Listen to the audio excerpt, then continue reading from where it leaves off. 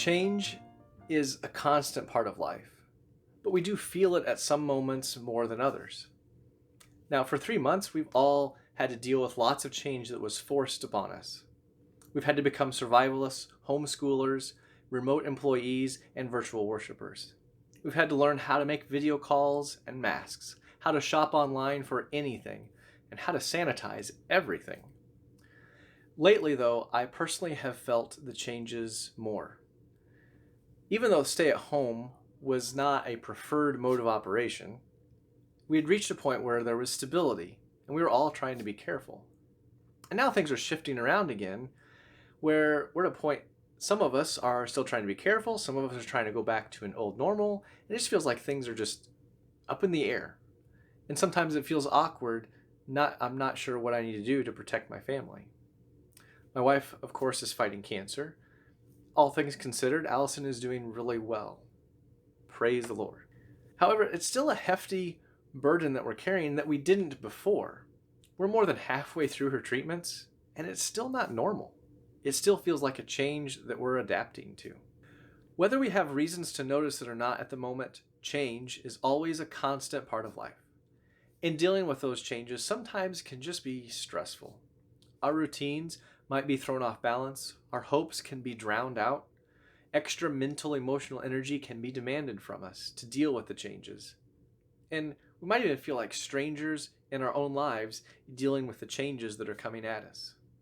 Daniel is a guy in the Bible who dealt with his world constantly changing on him. We might even call him one of the biblical heroes, but he was a real person with real problems and real faith, like you and I. Daniel was born during King Josiah's religious reforms, and it's likely he would have got to hear some of the prophet Jeremiah's preaching. Daniel witnessed his nation shift away from their loyalty to God and see his homeland be overpowered by Babylon. Daniel also experienced exile personally. He was one of the first ones to be taken away from Judah to Babylon. And that's where the book with his name on it picks up his story. Then the king ordered Ashpenaz, his chief of staff, to bring to the palace some of the young men of Judah's royal family and other noble families who had been brought to Babylon as captives. Select only strong, healthy, and good-looking young men, he said. Make sure they are well-versed in every branch of learning, are gifted with knowledge and good judgment, and are suited to serve in the royal palace. Train these young men in the language and literature of Babylon. The king assigned them a daily ration of food and wine from his own kitchens. They were to be trained for 3 years, and then they would enter the royal service. Daniel, Hananiah, Mishael, and Azariah were 4 of the young men chosen, all from the tribe of Judah. The chief of staff renamed them with these Babylonian names. Daniel was called Belteshazzar, Hananiah was called Shadrach, Mishael was called Meshach, and Azariah was called Abednego. So the Babylonians changed the names of Daniel and these 3 other fellas, hoping to change their sense of loyalty and their sense of identity. Why we go by Daniel's Hebrew name still and the other 3 by Babylonian names, I think is just because those are the easiest names to say of the options we're given. The Babylonians also changed their education, hoping to change the way that they even think, and tried to change their diets, trying to change their lifestyle to be distinctly not Jewish anymore, but Babylonian. Daniel's world was totally disrupted. He'd been plucked away from his family, his home, and everything that was familiar to him. And now he had to learn how to live in a new land with new customs, a new language, and new sets of relationships.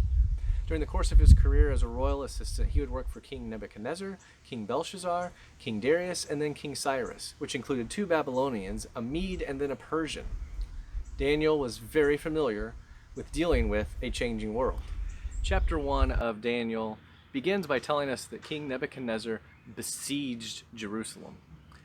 Now, that seems like a pretty stilted old word, and so I expected as I went to some other translations, I would find a little variety of how to translate that into English.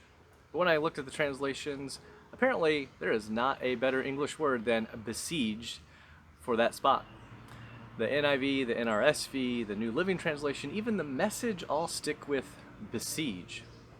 The actual Hebrew word tsur means to show hostility to confine, to cramp, to shut in and shut up. Yes, when our world is changing on us, it can feel sometimes like we are besieged. Literally, it's cramping our style. It's closing in on us. So, think about this. When was the last time you felt besieged?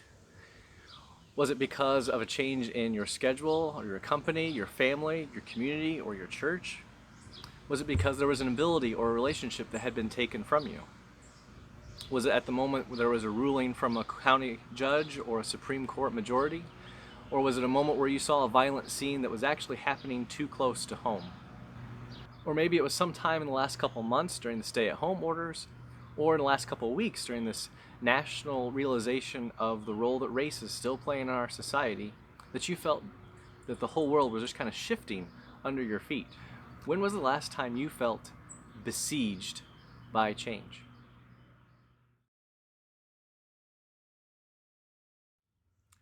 It doesn't need to be a coronavirus pandemic or a Babylonian exile for the changes to be difficult for us, though. This last Wednesday, I was at the Siteman Center with Allison, and I can't go back with her during her treatment. So all of us chemo sidekicks and chauffeurs spread out in the waiting area on that floor. And at some point, I had to move to an outlet to plug my computer in. And so I asked a woman if it's okay if I would use the outlet that was 5 feet from her. And then while I was studying the translation of Besiege for this devotion about how the world is changing on us, I couldn't help but overhear this woman who's 8 feet away from me on her phone, talking with a friend or a family member, and she's talking about this person going and buying her some clothes and going back to the office soon. And she's going on in this phone conversation about how they said we all have to wear collared shirts, and why does anybody care what we're wearing? No one comes up on our floor anyway. She was not happy about this little new rule and how it was changing her wardrobe. When we experience changes, and it might be the big ones, it could be the little ones, it makes us feel like foreigners, like we don't fit in anymore. Speaking of foreigners, let's go back to Daniel. And I think it's helpful to remember his place in the sequence of biblical history. If we were to simplify an overview, we might say it goes creation, exile, then reunion. Creation, of course, is when God creates the natural world, the natural order of things, but also when he creates his people, the community of faith. Exile, then, is when those people are not faithful and have to go through a time where some of God's promises are withheld. And then reunion is when God brings all those things back together like it's supposed to be, and we would say that starts with Jesus' life and ministry, his death and resurrection. And Daniel is smack dab in the middle in exile. Exile is when God's people are the aliens and strangers in the world. Exile is also temporary, which means one of the phrases that goes along with living in exile is, we are not home yet.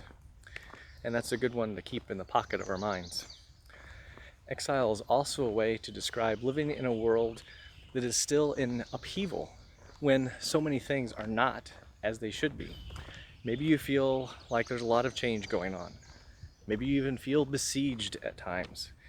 Maybe you would say you feel like you are experiencing some of the exile. Although Daniel lived in a culture that didn't honor God, he found ways to stay true to his love for God. And although he had to give up the world that he used to know, he didn't give up his faith. Whether we feel the exile because of our own moves away from God, or because of the general upheaval in the world where all the forces are duking it out for power, or we're not feeling the besiege of changes going on right now, in many ways we could say that we are also trying to be faithful in a foreign land, that we, like Daniel, are living in the exile. Daniel's life gives us some good direction for being faithful in exile and faithfully dealing with the siege of changes that may come our way. Already in chapter 1, Danny Boy shows us how to find security in God's sovereignty. That despite the seeming demotion of his God's place in the world, Daniel trusted that God was still in control and still over everything. We also notice this correlation, that about the same time that Daniel, Shadrach, Meshach, and Abednego were tested and proved their spiritual faithfulness, God provided additional skills in understanding, perception, and interpretation.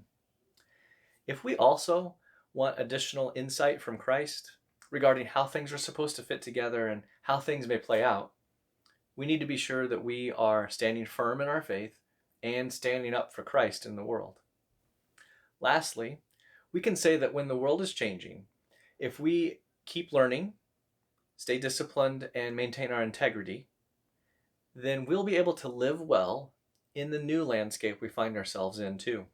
To lesser and greater degrees, change will always be a part of life. So when we have to give up the world that we used to know and love, we won't give up on the God who knows and loves us.